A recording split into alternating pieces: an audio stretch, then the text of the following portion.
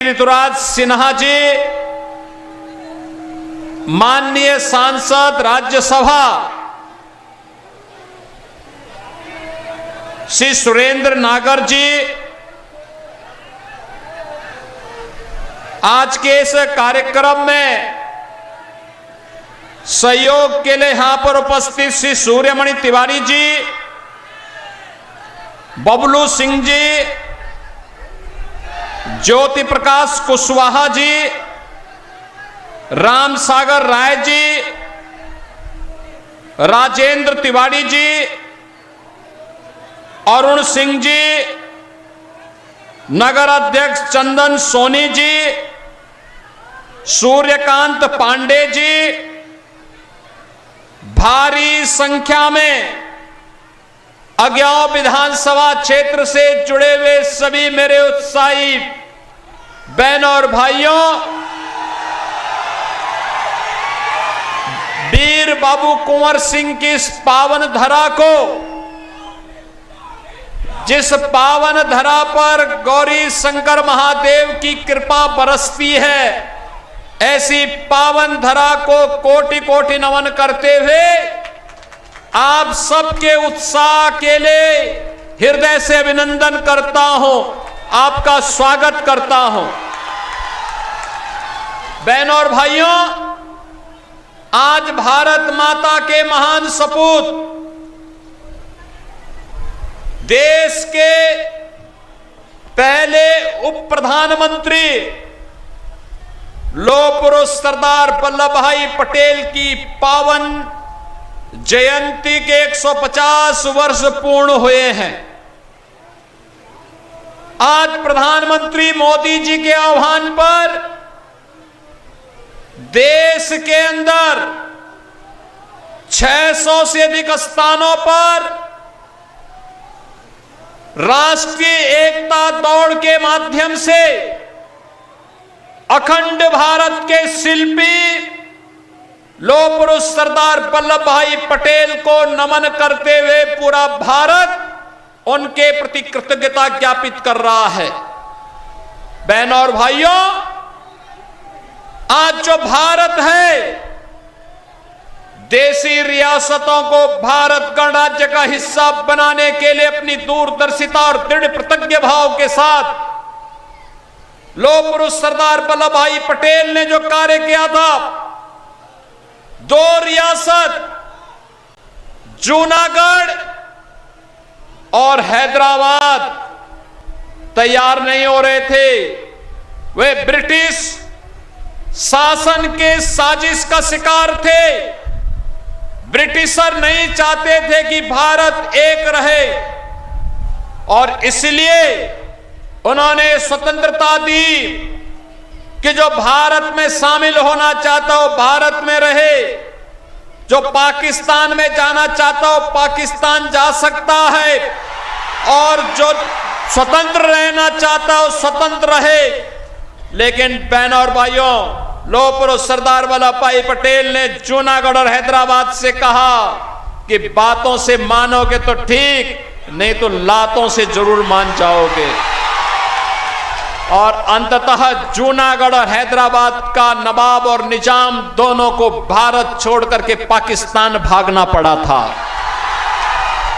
बहनों और भाइयों, ऐसे महान भारत के शिल्पी लौह पुरुष सरदार वल्लभ भाई पटेल की स्मृति को नमन करते हुए मैं आप सभी का हृदय से अभिनंदन करता हूं और इस धरा को भी नमन, कोटि कोटि नमन करता हूं। बहनों और भाइयों, विधानसभा का चुनाव चल रहा है। मुझे आश्चर्य होता है, दुनिया से कम्युनिस्ट उखड़ गए, नामो निशान उनका मिट गया। जैसे गधे के सिर से सींग गायब हो गई, वैसे ही भारत ही नहीं दुनिया से कम्युनिस्टों का पत्ता साफ हो गया। और मैं भी आपसे यही कहने के लिए आज आया हूं, यह बिहार है, जिस बिहार ने भारत का स्वर्ण युग दिया था, जिस बिहार ने महात्मा बुद्ध को ज्ञान प्रदान किया था, जिस बिहार में 24वें तीर्थंकर भगवान महावीर का जन्म हुआ था। ये वही बिहार है जिस बिहार ने वीर बाबू कुंवर सिंह को जन्म दिया। 1857 के प्रथम स्वातंत्र समर में अंग्रेजों को नाकों चने चबवाने के लिए मजबूर करने वाले बिहार केसरी के रूप में बाबू वीर कुंवर सिंह ने आरा से लेकर के आजमगढ़ तक अंग्रेजों को पीछे धकेलने का काम किया था और स्वतंत्र क्षेत्र का घोषणा करके भारत की स्वतंत्रता की घोषणा भी कर दी थी। बहनों और भाइयों, यह धरती अन्याय बर्दाश्त नहीं करती। इस धरती में मुगल आक्रांता हुमायूं को भी अपनी जान को बचा करके भागने के लिए मजबूर होना पड़ा था। यह बिहार की धरती है जिसने भारत के पहला राष्ट्रपति राजेंद्र बाबू को,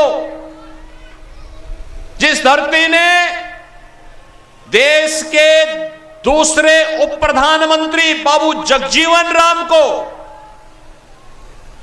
जिसने देश की आजादी के बाद भारत के अंदर लोकतंत्र के गले को घोटने का काम जब कांग्रेस के द्वारा किया जा रहा था, भारत के लोकतंत्र को बचाने के लिए बिहार के नौजवानों के माध्यम से भारत के नौजवानों को एकजुट किया था। ऐसे जयप्रकाश जी का और कर्पूरी ठाकुर जी ने भी जिस धरा पर जन्म लिया हो, बहनों और भाइयों, वह बिहार जब अंगड़ाई लेता है तो भारत अंगड़ाई लेता है। बिहार जब स्वर्ण युग में जाता है तो भारत स्वर्ण युग में जाता है। और जब प्रधानमंत्री जी ने कहा है विकसित भारत, तो विकसित भारत के लिए विकसित बिहार भी आवश्यक है। विकसित बिहार के लिए पिछले 20 वर्ष में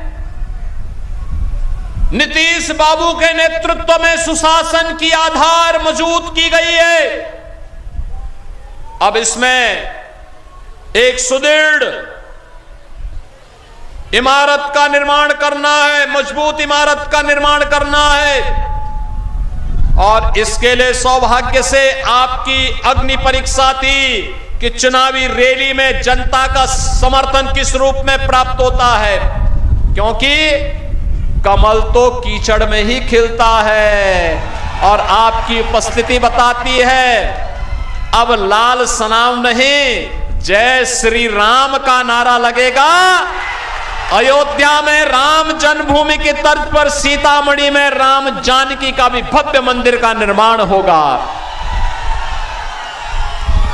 आज के बिहार में अब क्या नहीं है, याद करिए, आरजेडी की लालटेन ने यहां पर अंधियारा लाया था।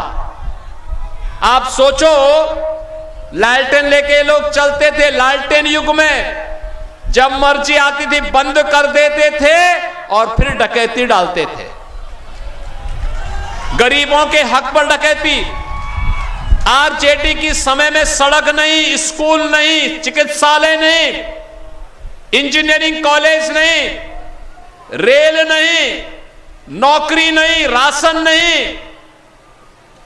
और आज एनडीए की डबल इंजन की सरकार है। प्रधानमंत्री मोदी जी के नेतृत्व में, उनके मार्गदर्शन में, नीतीश बाबू के नेतृत्व में बिहार के अंदर आज बिहार के अंदर सड़क की कनेक्टिविटी है, रेलवे की बेहतर सुविधा है, एयर कनेक्टिविटी बढ़ रही है, मेट्रो के संचालन की कार्रवाई आगे बढ़ रही, पटना में प्रारंभ हो चुकी है।